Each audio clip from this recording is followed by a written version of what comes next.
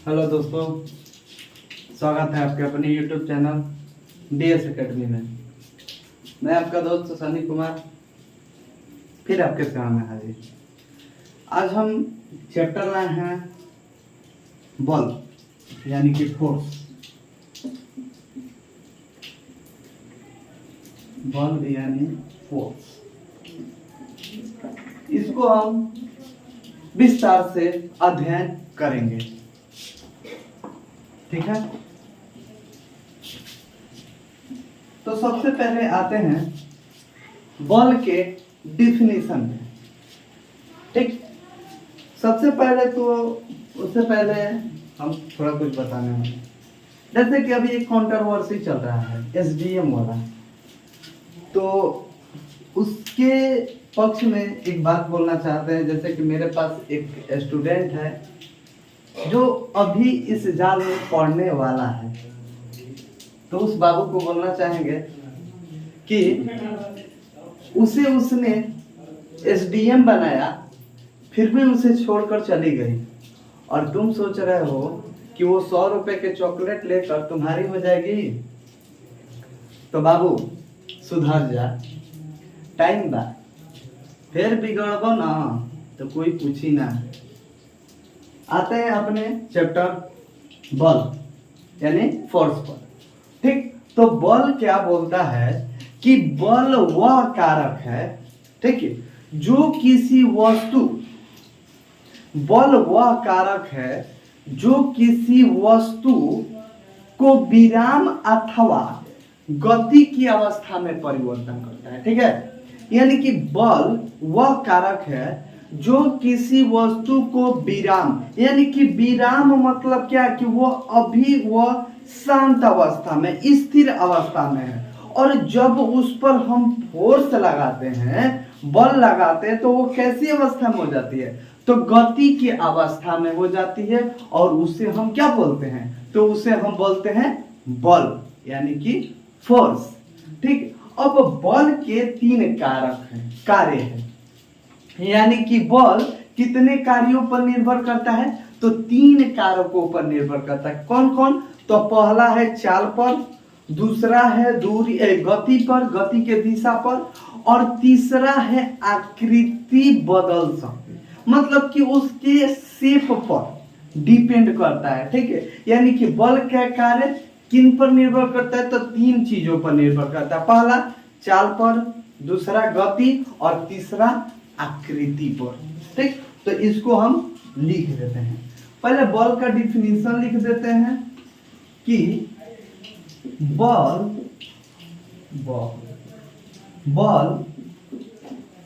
वह कारक है।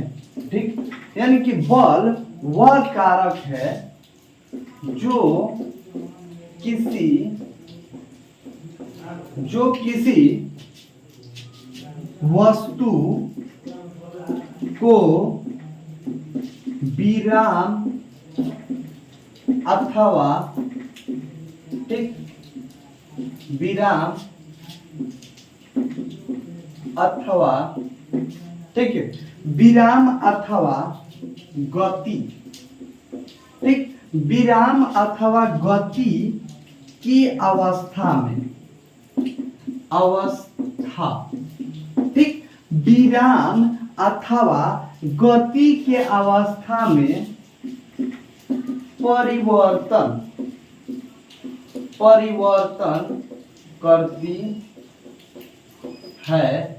क्या कहलाएगी?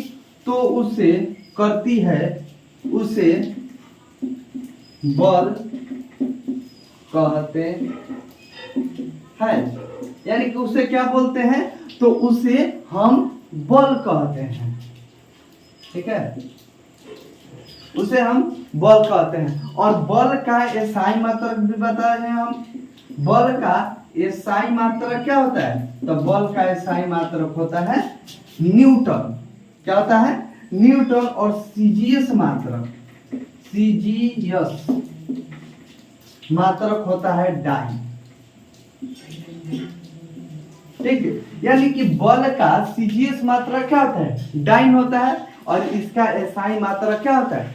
न्यूटन होता है। ठीक, अब इनके 3 कारक हैं, उसको हम बताए हैं कि पहला किस पर निर्भर करेगा, तो चाल पे, दूसरा दूरी पे और तीसरा आकृति के बदलाव पे।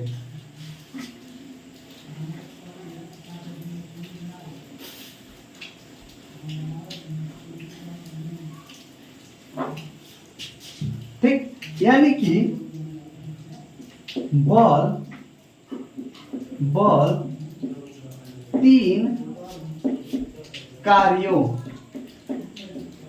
पर निर्भर।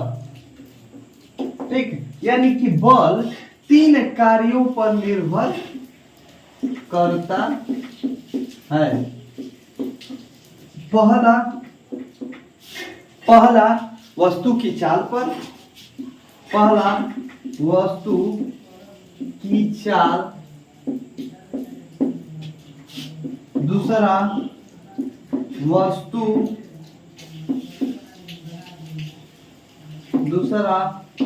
वस्तु की दूरी, तीसरा वस्तु के बदलती आकृति।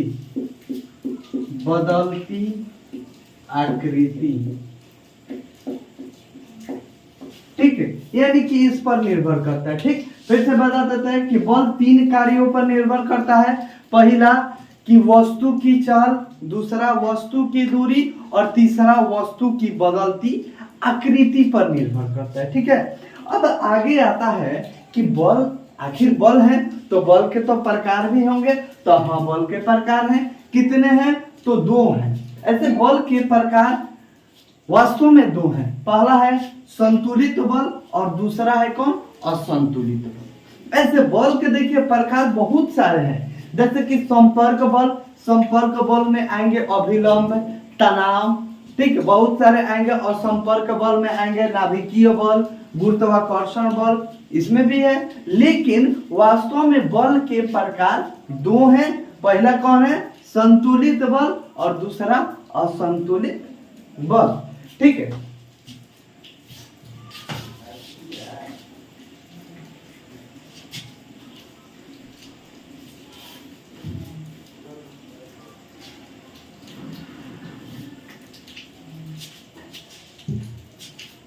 ठीक है, यानी कि आते हैं बल, यानी कि बल 2 प्रकार के। पहला हो गया संतुलित बल और दूसरा हो गया असंतुलित बल। ठीक, पहला कौन हो गया, तो पहला हो गया संतुलित बल और दूसरा हो गया असंतुलित बल।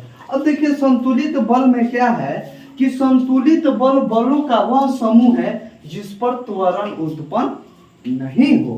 ठीक, यानी कि संतुलित बल क्या है कि बलों का वह समूह जिस पर त्वरण उत्पन्न नहीं हो, उसे क्या बोलेंगे, संतुलित बल कहेंगे।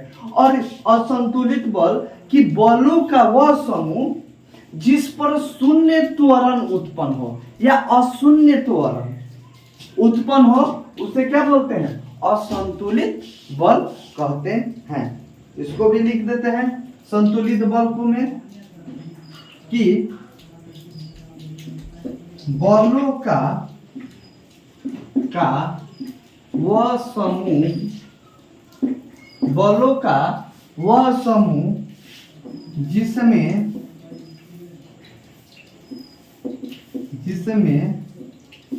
त्वरण उत्पन्न नहीं होते हैं उसे संतुलित बल कहते हैं। कौन बल बोलेंगे, तो उसे संतुलित बल कहते हैं। ठीक है, और वही आते हैं असंतुलित बल में कि बलों का वह समूह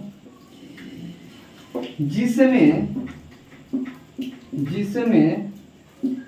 अशून्य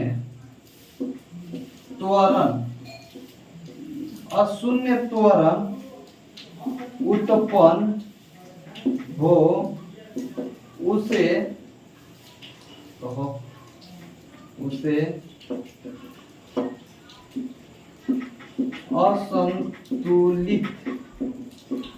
असंतुलित बल कहते हैं।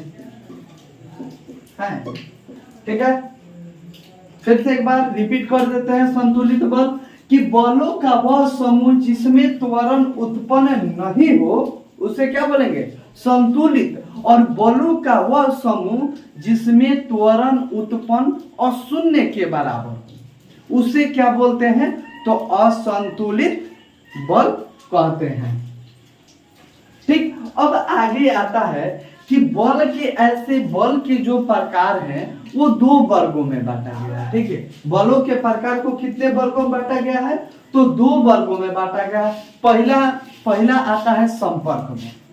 संपर्क बल क्या करता है कि बल को किसी वस्तु को दूसरे वस्तु में प्रत्यक्ष रूप से संपर्क में रखता है। जैसे कि टेबल पर हम एक किताब रख दिए तो वो अपने संपर्क में आ गया, टेबल और किताब ना। तो टेबल और किताब प्रत्यक्ष रूप से किसमें है? संपर्क के रूप में, इसलिए इसे क्या बोला जाता है? संपर्क बल बोलते हैं।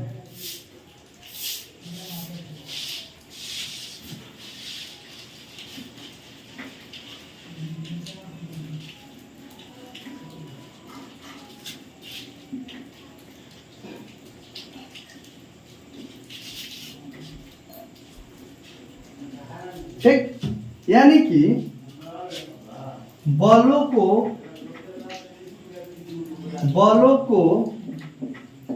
दो वर्गों में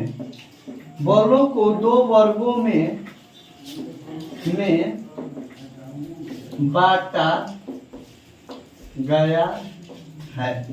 ठीक, बलों को कितने वर्गों में बांटा गया है? तो दो वर्गों में। तो दो वर्गों में पहला वर्ग आता है क्या? तो पहला वर्ग आता है संपर्क बल। यानी कि पहला वर्ग हो गया संपर्क और दूसरा वर्ग हो गया असंपर्क। ठीक है, संपर्क बल। ठीक, संपर्क बल वही बताए हैं कि वह बल जो किसी वस्तु को या किसी वस्तु द्वारा किसी दूसरे वस्तु को प्रत्यक्ष रूप से संपर्क में रखे, मतलब कि एक दूसरे को सटाए रखे। जैसे इन दोनों को सटाते हैं ऐसे, तो ये इसको सटाया है ना, तो इस पर कौन बल हो गया? संपर्क बल हो गया। लेकिन सटना जरूरी ना है।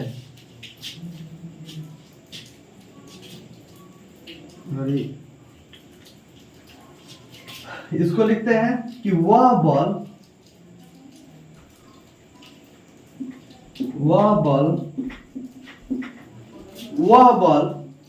जो किसी वस्तु को किसी दूसरे वस्तु से संपर्क स्थापित करे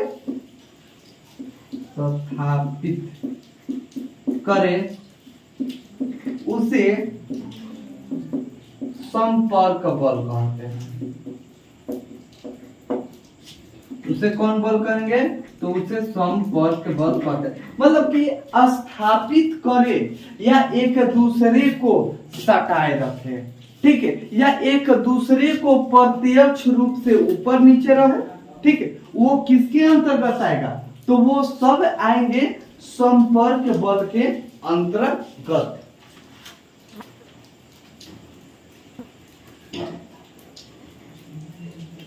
अब देखिए कि इसके उदाहरण बहुत सारे हैं। उदाहरण में पहले आएंगे कौन, तो उदाहरण में पहला आएगा अभिलंब, दूसरा में आएगा तनाव, तीसरा में आएगा घर्षण बल।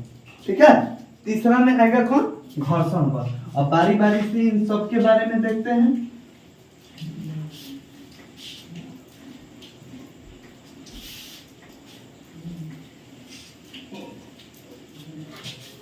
कि पहला है अभिलंब।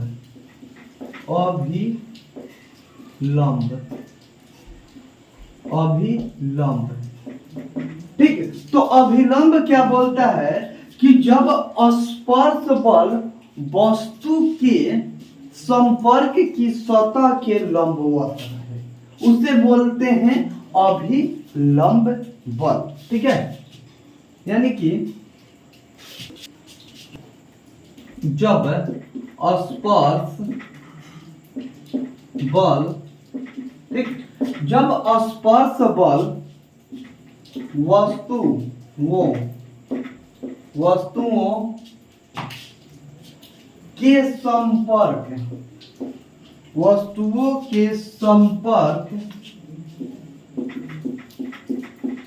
वस्तुओं के संपर्क की सतहों, ठीक, सतहों के लंबवत, ठीक, सतहों के लंबवत लगे उसे अभिलंब कहते हैं। उसे क्या बोलेंगे, अभिलंब कहते हैं। ठीक है, ठीक, यानी कि जब स्पर्श बल वस्तु के, ठीक है, जब स्पर्श बल वस्तु के संपर्क की सतह के लंबवत रहे, ठीक, कैसे रहे, सतह के लंबवत रहे, उसे क्या बोलेंगे, उसे अभिलंब बोलेंगे। और दूसरा, यानी कि ये पहला हो गया, और दूसरा आता है तनाव मतलब कि तानना, एक जगह से डोरा बांधकर दूसरी जगह पर बांध दे, वो क्या हो गया, तनाव बल हो गया। ठीक है, जैसे कि हमारे घरों में रसगेनी होता है, ठीक है, उसमें तनाव बल होते हैं। या तार को एक पोल से दूसरे पोल में तान कर खींच देना, उसे क्या बोलते हैं, तनाव बल। ठीक है, तनाव बल किसी वस्तु को एक डोरी से बांधकर दूसरे छोर तक तान दे, उसे क्या बोलेंगे, तनाव। मतलब कि यहाँ पर कोई डोरी है, ठीक, यहाँ पर कोई जगह है, यहाँ से हम डोरा को लिए, ठीक है, या रस्सी को, और यहाँ से खींचकर दूसरे स्थान तक बांध दे, तो ये क्या हो जाएगा, तन जाएगा। और एक इसमें और क्रिया होता है, जब तनाव बल अधिक हो जाएगा तो ये टूट भी सकता है। ठीक है, यानी कि तनाव बल उसे बोलेंगे कि जब किसी वस्तु को एक डोरी से बांधकर डोरी का तनाव दूसरे भाग पर हो जाए, उसे क्या बोलते हैं, तनाव बल कहते हैं। ठीक, को भी लिख देते हैं कि जब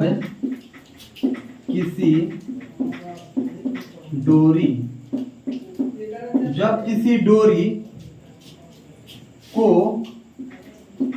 एक स्थान से बांधकर दूसरे स्थान तक तान दें, उसे तनाव बल कहते हैं। उसे क्या बोलते हैं, उसे तनाव बल कहते हैं। ठीक, अब आता है घर्षण बल।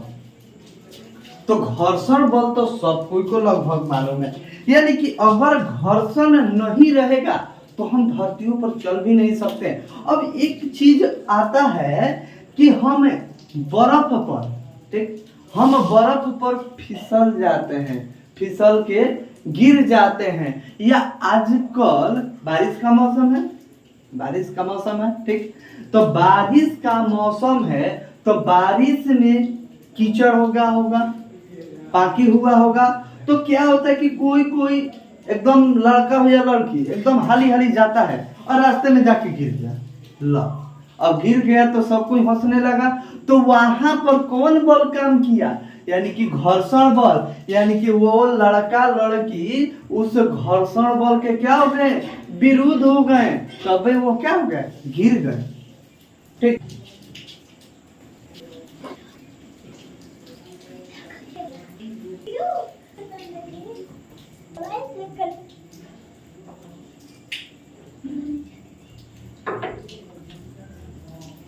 अब आएगा घर्षण बल। तीसरा नंबर घर्षण बल,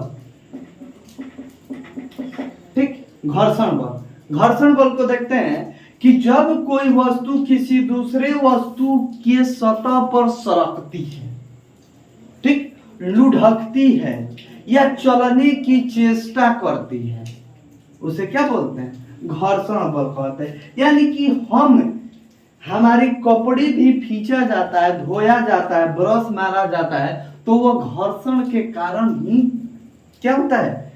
घिसता है, खराब होता है। मतलब कि कोई भी चीज में घर्षण क्या है? अनिवार्य है, ठीक है। घर्षण बल को देखते हैं कि जब कोई वस्तु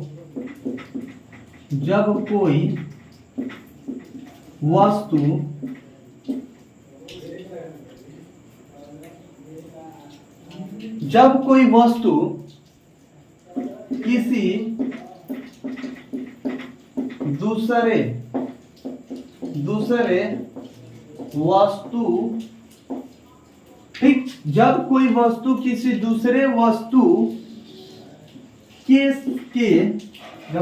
किसी दूसरे वस्तु के सतह पर, ठीक, सतह पर चलना, लुढ़कना, सरकना आदि की चेष्टा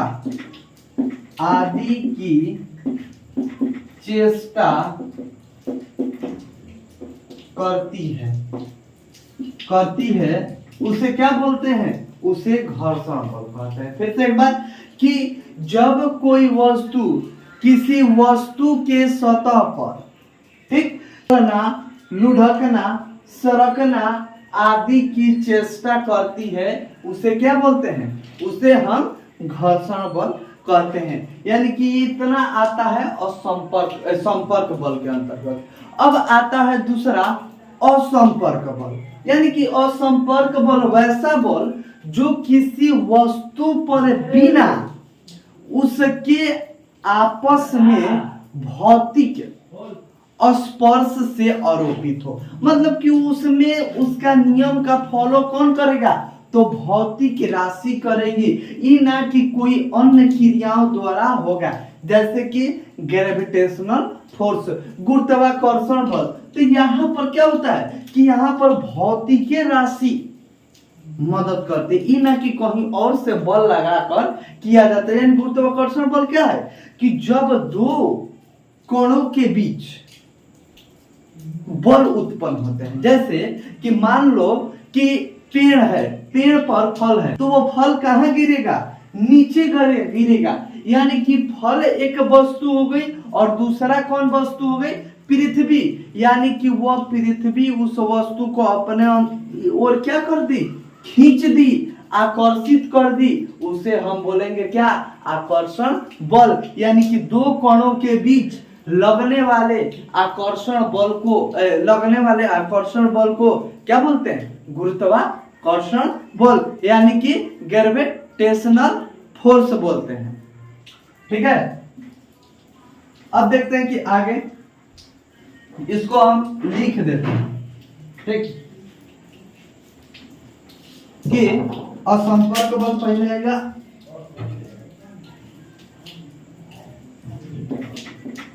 असंपर्क असंपर्क बल, असंपर्क बल।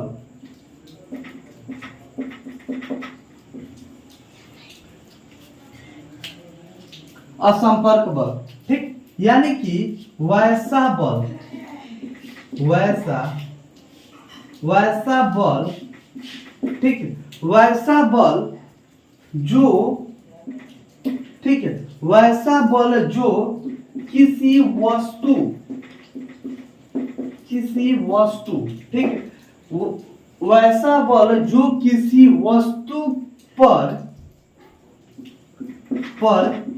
बिना, ठीक है, वस्तु पर बिना उसके आपस में भौतिक, आपस में भौतिक, ठीक है, भौतिक राशियों का, भौतिक स्पर्श, ठीक है, भौतिक स्पर्श आरोपित हो, उसे क्या बोलेंगे? उसे बोलेंगे असंपर्क बल।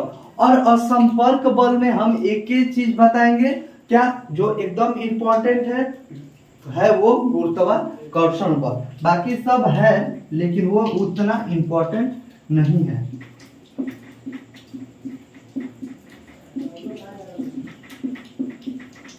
गुरुत्वाकर्षण बल, ठीक है, यानी कि गुरुत्वाकर्षण बल को अभी बताए हैं कि दो कणों के बीच लगने वाले आकर्षण बल को क्या बोलते हैं? गुरुत्वाकर्षण बल। दो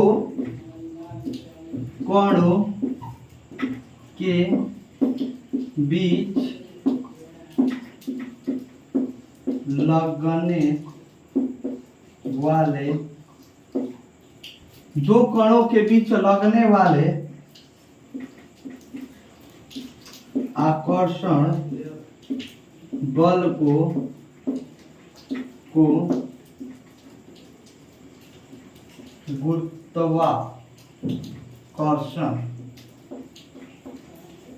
गुरुत्वाकर्षण बल कहते हैं।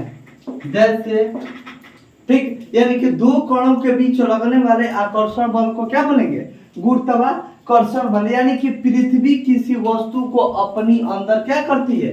अपनी ओर आकर्षित करती है। ये गुरुत्वाकर्षण बल का एक महत्वपूर्ण क्या है? उदाहरण है। आशा होगा कि बल सबको समझ में आया होगा।